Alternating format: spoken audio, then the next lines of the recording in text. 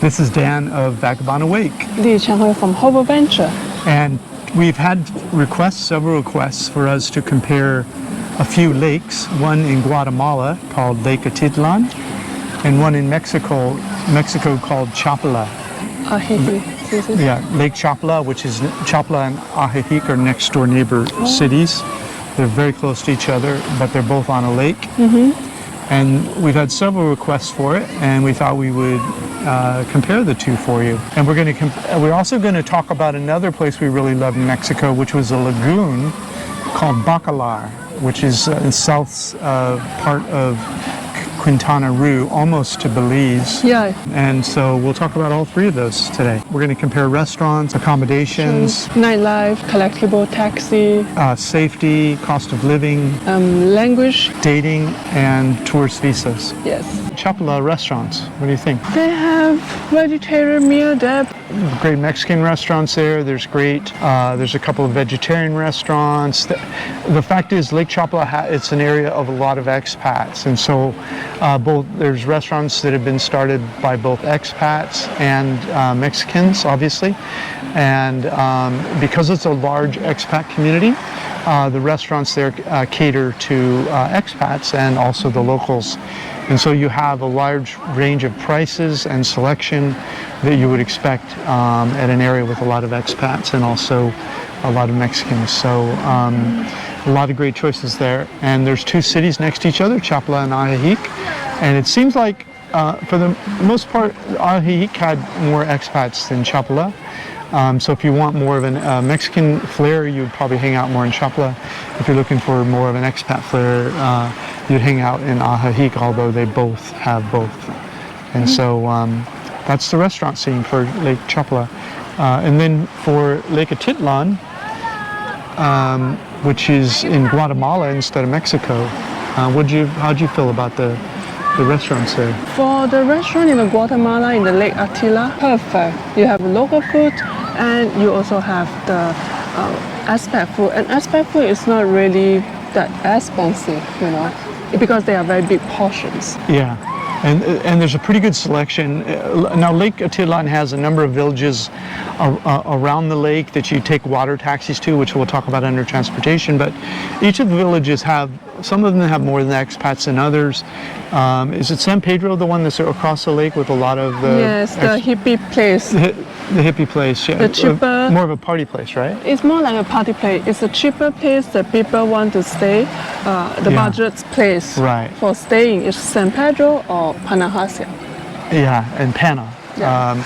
And then the hippie place is San Marcos? San Marcos is more like yoga, vegetarian, vegan, meditation, all that kind of stuff. And so those are the three major spots that those three villages are mostly where the expats hang out.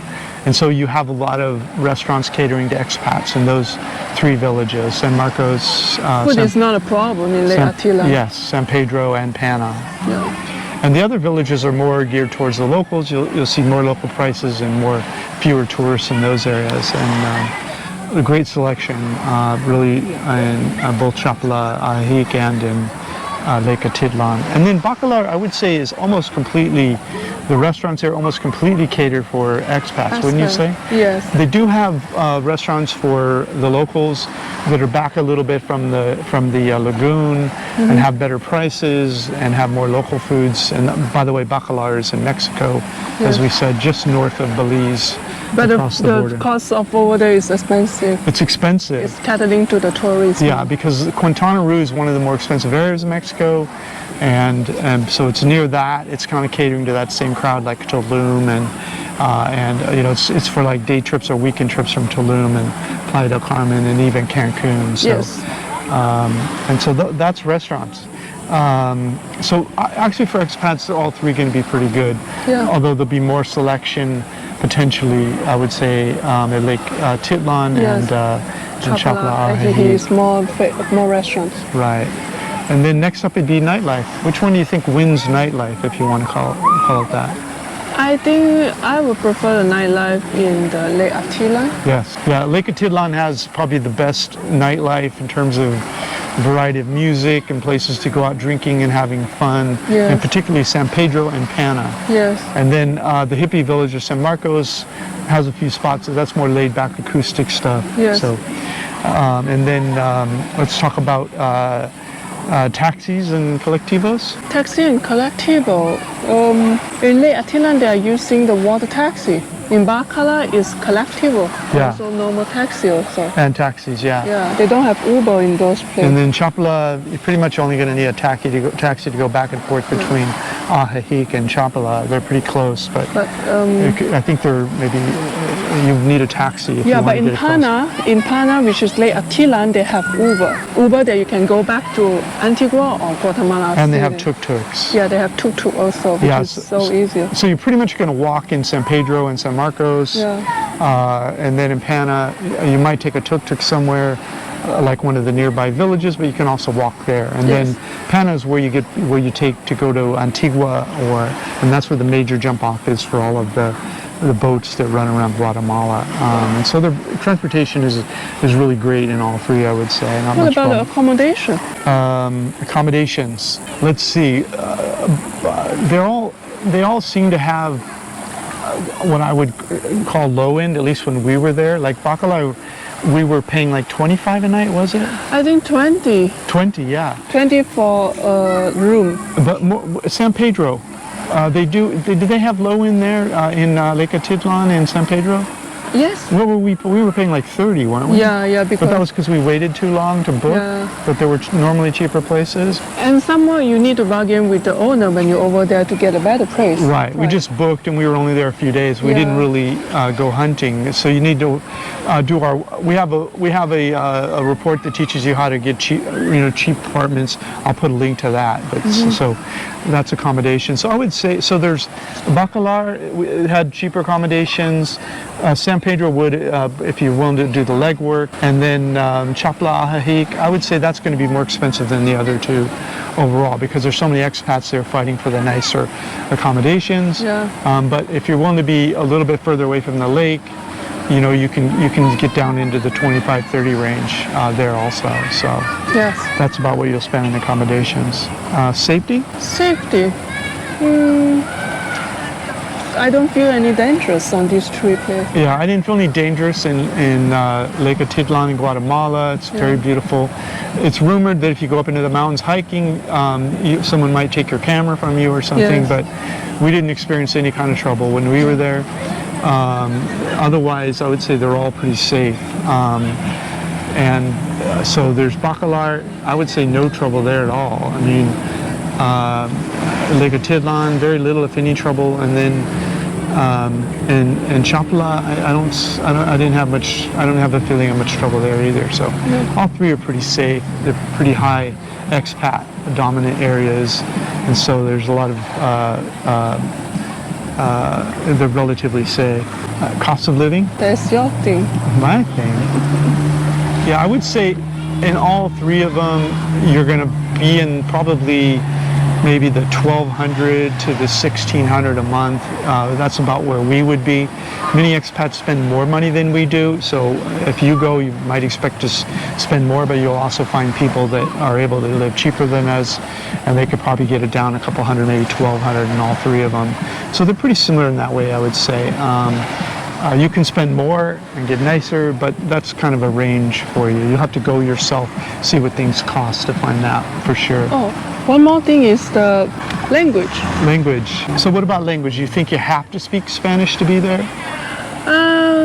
If you live over there, probably if you can speak some Spanish, it's better. Of course, yeah. When I go to a country, I will try to speak their language, so they will be more easy to understand, Sure, yeah, they'll be more receptive. But we don't have any problem. No, we don't really speak Spanish. I mean, I speak a few words, like a couple, how to order beers, where's the bathroom, how much does this cost? Those are almost just single word phrases, and I'm able to travel all over Latin America. But it's mostly because we're in areas, tourist areas where there's English speakers. Yes, Bacalar is a tourist area. Lake Atitlan also is Tourist a tourist area. area. Yeah. And Chapala, 𝗗𝗄𝗄𝗃, I think it's more local area. It's more local, but where the tourists are, you can speak English. Where is the aspect you can speak English, because Right. when we walk around the lake the time, there's a lot of a family coming out. Yeah. And all local family, coming Yeah. out and then picnic on the lake, Yeah. beside the lake. Yeah. Yeah. Yeah, so if you go like to Santiago or one of the other cities where it's almost completely locals, you'll have a hard time getting around without much English. But the people will approach you, like salespeople and stuff, and they speak English, and so you can ask them questions and stuff. I think most of the Lake Atitlan, they can speak English, because the tour guide over there, when we walk around, they all speak English. Yeah, people spoke English to us there, so Yeah. I don't think you'll have much of trouble in any of those areas if you only speak English. For the dating. Dating, like Bacalar didn't really seem big enough for dating to me. No, It's a smaller little very small. village on a gorgeous lagoon. Yes. It's kind of a weekend place more. Yes. So I would say it's probably not going to be a good place to date. Yeah. 𝗙𝗏𝗄𝗃, it's tough to say. I would say overall the expats that they're of a retirement age, it's a little bit boring on it, honestly, in my opinion.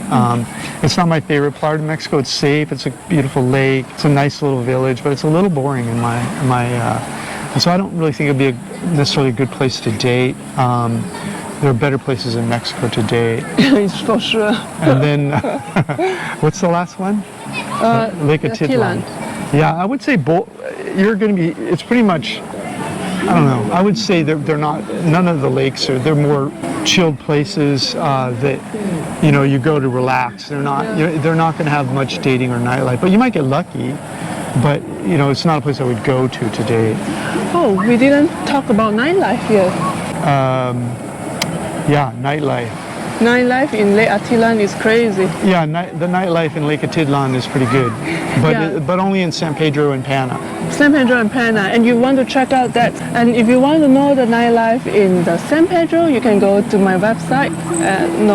You can go to my YouTube channel and you can see how it's a nightlife. We did like a few months ago. Yeah, there's a link above that's how Dan and 𝗙 met, and that'll take you over to 𝗙's channel, and you can check out that video.